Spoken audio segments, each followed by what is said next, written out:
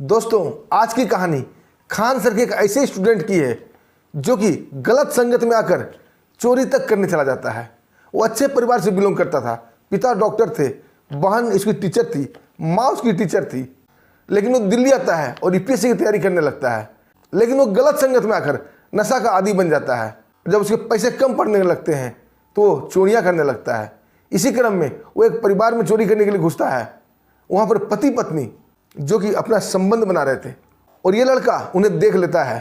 फिर इसके दिल में जो आता है ये उसका वीडियो बनाने लगता है और उस दंपति को ब्लैकमेल करने लगता है। फिर जो होता है दोस्तों, बड़ा ही विचित्र होता है। आइए दोस्तों, पूरी कहानी जानते हैं विस्तार से। दोस्तों, कहानी शुरू करने से पहले आप लोगों का बहुत बहुत शुक्रिया, बहुत बहुत दिल से धन्यवाद। आप लोग हमारे वीडियो को काफ़ी मात्रा में लाइक करते हैं, चैनल को सब्सक्राइब करते हैं। दोस्तों, अपना प्यार और आशीर्वाद हमारे ऊपर ऐसे ही बनाए रखिएगा। हम आपके दोस्त, आपके भाई हैं। दोस्तों, एक कहानी की शुरुआत बिहार की राजधानी पटना से होती है। पटना में एक संभ्रांत फैमिली था जिसका नाम था डॉक्टर राजेंद्र। उसकी पत्नी भी टीचर थी, उसकी एक बड़ी बेटी थी ऋचा, वो भी टीचर थी, और छोटा बेटा विकास जो ग्रेजुएशन पटना से ही कर लिया था। सभी लोग उसे ऑफिसर बनाने के बारे में सोचते हैं, किसी अधिकारी बनाने के बारे में सोचते हैं और विकास को बोलते हैं तुम यूपीएससी की तैयारी करो। विकास हालांकि पटना में ही पला था, पटना में ही पढ़ा था और वो खान सर के बारे में जानता था। वो दिल्ली चलाता है मुखर्जी नगर और खान ग्लोबल स्टडीज में एडमिशन ले लेता है दोस्तों। क्योंकि दिल्ली में आईएएस की ट्रेनिंग के बहुत सारे कोचिंग सेंटर हैं, लेकिन खान ग्लोबल जो है बहुत ही सस्ता है। जहाँ दिल्ली में बड़े बड़े कोचिंग सेंटर जहाँ बहुत सारा पैसा लगता है, करीब करीब 2.5 से 3 लाख के बीच लगता है, वहीं खान ग्लोबल में लगभग 70 से 90 हज़ार के बीच में हो जाता है। यानी काफ़ी सस्ता खान सर ने यूपीएससी की कोचिंग कर रखा है। क्योंकि खान सर का उद्देश्य था भारत के कोने कोने में शिक्षा का विस्तार करना। दोस्तों, वो खान सर कोचिंग पढ़ने लगता है और उसका रिजल्ट भी बढ़िया आता है। यूपीएससी का एग्जाम देता है, प्री एग्जाम निकल जाता है, उसका मेंस भी निकल जाता है।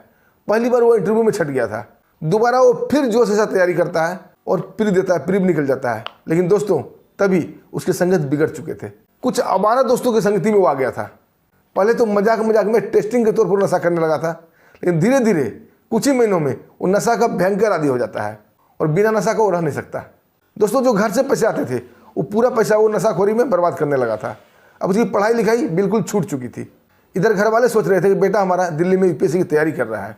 जब भी उसे फ़ोन पर पूछते कि बेटा पढ़ाई लिखाई कैसे चल रहा है, विकास बोलता बिल्कुल ही बढ़िया चल रहा है पापा। दोस्तों, विकास का रास्ता अलग हो चुका था।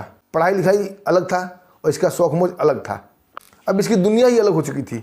दोस्तों, धीरे धीरे इसकी आदत इतनी बिगड़ते चले गए कि इसे पैसा भी कम पड़ने लगा। क्योंकि जो भी घर से पैसा आता था वो अपने आवारा दोस्तों के बीच लुटा देता था, उड़ा देता था। दोस्तों, जब पैसा कम पड़ने लगा, अब ये आवारा दोस्तों के साथ मिलकर चोरी चकारी भी करने लगा। जहाँ था वो हाथ मार लिया करता, लेकिन अभी तक वो पकड़ा नहीं गया था। दोस्तों, इसी क्रम में एक बार पैसे की उसे बहुत तंगी हो गई और नशा के लिए उसके पास पैसा नहीं था। दोस्तों, मुखर्जी नगर के ही जहाँ वो रहता था उसके एक बगल का फ्लैट में वो घुस जाता है चोरी करने के उद्देश्य से कि चलो जो भी हाथ लगेगा कम से कम कल का इंतजाम हो जाएगा नशा का। आज जैसे ही दोस्तों उस फ्लैट में घुसता है और इधर उधर खोजते हुए आगे बढ़ते जाता है, तभी उसका एक रूम की खिड़की खुला हुआ था। वहाँ देखता है दोस्तों एक पति पत्नी अपने मधुर संबंध, अपने जो व्यक्तिगत संबंध होते हैं वो संबंध बना रहे थे। विकास खड़ा होकर चुपचाप देखने लगता है। पति पत्नी अपने प्यार में खोए हुए थे, उन्हें नहीं पता था कि उनके घर में कोई घुस भी सकता है। विकास थोड़ी देर देखता है, उसके बाद वो अपना मोबाइल फ़ोन निकाल लेता है और उन दोनों का वीडियो शूट करने लगता है और उनके संबंध का वीडियो बना लेता है। और वीडियो बनाने के बाद वहाँ से निकल कर भाग जाता है। दोस्तों, दूसरे दिन उस आदमी से वो संपर्क करता है और उन्हें ब्लैकमेल करने लगता है। उनके मोबाइल पर वो वीडियो भेज देता है, बोलता है आप हमें 5 लाख रुपया दो, नहीं तो ये वीडियो वायरल कर दूंगा। दोस्तों, ऐसे पति पत्नी दोनों कमाते थे, दोनों काफ़ी धनी थे। 5 लाख रुपया उनके लिए कुछ भी नहीं था, लेकिन वो जानते थे कि एक बार ब्लैकमेलिंग के जाल में फंस जाएंगे तो निकलना मुश्किल हो जाएगा, आगे डिमांड और भी बढ़ता चला जाएगा। इसलिए वो इस लड़के से नहीं डरते हैं और सीधा चले जाते हैं मुखर्जी नगर जो थाना है वहाँ पे। दोस्तों, जैसे ही वो मुखर्जी नगर थाने में जाते हैं, वहाँ के सब इंस्पेक्टर थी माधुरी सिंह। माधुरी सिंह से वो मिलते हैं और सारी आप बीती अपनी कह सुनाते हैं और वीडियो भी उन्हें दिखा देते हैं। माधुरी जब वो वीडियो देखती है पति पत्नी का तो काफ़ी आक्रोशित, काफ़ी गुस्से में आ जाती है। क्योंकि उनकी नज़र में एक गलत था, पति पत्नी अपने संबंध बना रहे थे, लेकिन ये लड़का कुछ गलत उद्देश्य से वो वीडियो बनाया था। सब इंस्पेक्टर माधुरी बोलती है सर आप लोग जाइए, मैं इस लड़की को पकड़ता हूँ जो आपको ब्लैकमेल कर रहा है। और दोस्तों, दबिश डालती है उनके रूम पे, लेकिन वो लड़का उस रूम से फरार हो गया था। रूम पे नहीं मिलता है क्योंकि रूम का एड्रेस इन दोनों दंपति ने ही उन्हें दिया था। अब सब इंस्पेक्टर माधुरी उन दंपति से उनका मोबाइल नंबर ले लेती है और मोबाइल नंबर को सर्विलांस पर लगा देती है। लेकिन सर्विलांस पर भी उसका लोकेशन एक जगह एग्जैक्ट नहीं बता पा रहा था, उसका लोकेशन थोड़े थोड़े देर में बदलता रहता था।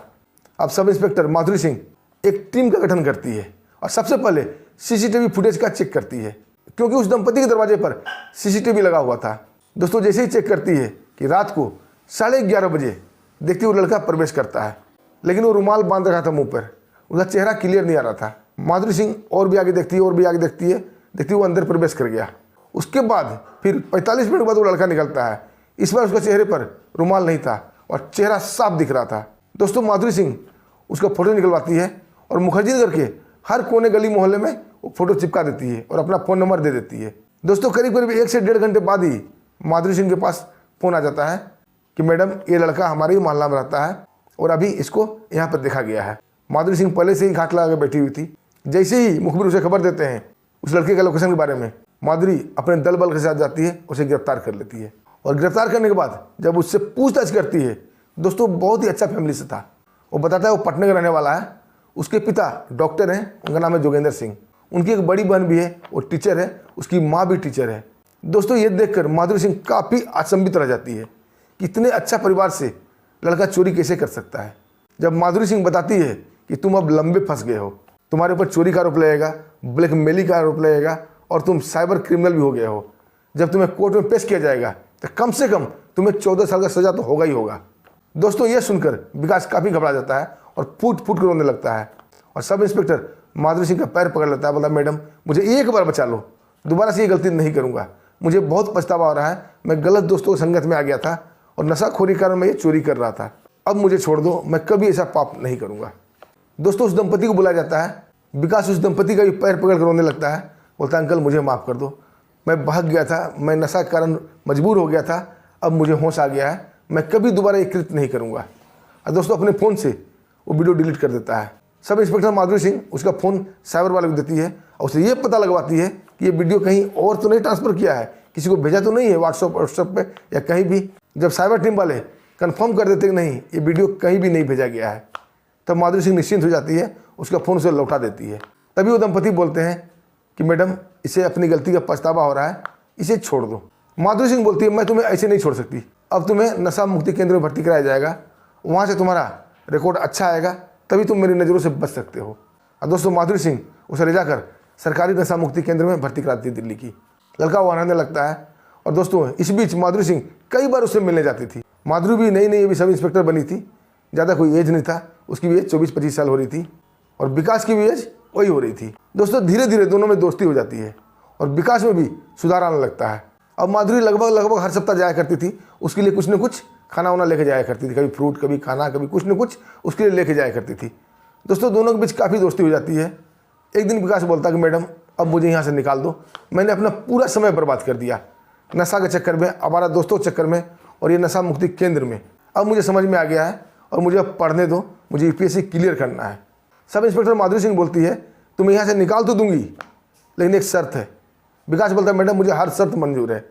माधुरी बोलती है तुम्हें हमारे साथ हमारे क्वार्टर पर रहना पड़ेगा, नहीं तो सारी मेहनत मेरी बेकार चली जाएगी, तुम्हें मैं यहाँ से निकाल दूंगी और तुम फिर आवारा दोस्तों के चक्कर में फंस जाओगे, फिर वो तुम्हें नशा वशा कराने लगेंगे, तुम्हारे पाँव फिर डगमगा जाएंगे, तुम फिर भाग जाओगे। तुम्हारे पिता डॉक्टर हैं, तुम्हारी बहन मास्टर है, तुम्हारी माँ मास्टर है, तुम ऐसे बिगड़े संतान कैसे हो गए? अगर तुम मेरे साथ रहने के लिए तैयार हो तब मैं तुम्हें यहाँ से निकाल सकती हूँ। दोस्तों मरता क्या नहीं करता, विकास हाँ कर देता है और माधुरी सिंह नशा मुक्ति केंद्र से निकाल कर उसे अपने साथ क्वार्टर में ले जाती है। दोस्तों दो जवान दिल, एक लड़का एक लड़की, वो भी अनमैरिड, एक साथ क्वार्टर पर रह रहे थे। अब विकास अपनी पढ़ाई लिखाई में पूरा ध्यान दे देता है। माधुरी सिंह जब भी ड्यूटी आती थी, ड्यूटी जाती थी, देखती थी विकास पढ़ रहा है, रात को भी उठकर चेक करती थी, देखती थी विकास पढ़ रहा है। अब उसे समझ में आ जाता है कि विकास कुछ न कुछ करेगा। अब इसका जोश और जुनून दोनों जग चुका था। तभी दोस्तों यूपीएससी का फॉर्म निकलता है, विकास फॉर्म भर देता है और यूपीएससी का एग्जाम देता है। दोस्तों प्री निकाल देता है। माधुरी अपने किए पर काफ़ी खुश हो रही थी। अब दोनों के बीच धीरे धीरे प्यार भी बढ़ गया था। अब मेंस का टाइम आता है और मेंस भी निकाल लेता है। इंटरव्यू के लिए माधुरी सिंह उसे काफ़ी ट्रेंड करती है और इंटरव्यू भी निकाल लेता है। अब वो आईपीएस अधिकारी बन चुका था। दोस्तों जैसे विकास ये बात अपने घर वाले को बताता है, घर वाले काफ़ी खुश होते हैं। उसकी माँ अब उसकी शादी के लिए लड़कियां देखना शुरू कर देती है। जैसे ही भनक विकास को लगती है, विकास बोलता है माँ मैं शादी नहीं करूँगा। उसके माता पिता सीधा दिल्ली आ जाते हैं और बेटा को बोलते हैं, बेटा तुम अधिकारी बन गए हो, कुछ दिन बाद तुम ट्रेनिंग में जाओगे, आखिर शादी के लिए मना क्यों कर रहे हो? हम तुम्हारे माँ बाप हैं, हमें भी अरमान है, हमें भी शौक़ है कि हमारे घर में बहू आए। तब विकास बोलता है कि माँ, आज मैं जिस स्थिति पे हूँ, आज मैं अगर अधिकारी बना हूँ तो बस सिर्फ और सिर्फ ये माधुरी मैडम का वजह से। फिर वो पूरी कहानी अपनी बताता है कि पिताजी मुझे माफ़ कर दीजिएगा, जब आप पैसा बेचते थे मैं गलत संगत में आ गया था, मैं नशा का आदी हो चुका था, चोरी चकारी तक करने लगा था, और अपनी पूरी कहानी बता देता है। लेकिन ये मैडम ने मेरे ऊपर भरोसा करके कोर्ट में मुझे पेश नहीं किया, नहीं तो मैं आज जेल में होता। और इन्होंने नशा मुक्ति केंद्र में मुझे भर्ती कराया, वहाँ से अपने घर में रखा और आज मैं इस मुकाम पर पहुँचा हूँ।